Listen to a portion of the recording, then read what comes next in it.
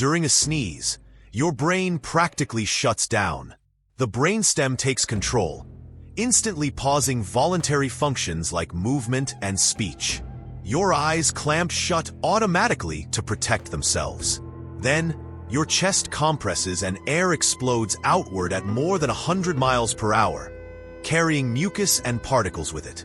Trying to hold back a sneeze can actually damage your ears or even rupture vessels. It's one of the most violent reflexes your body has. Next time you sneeze, remember, it's a full system override. Bless someone by sharing this.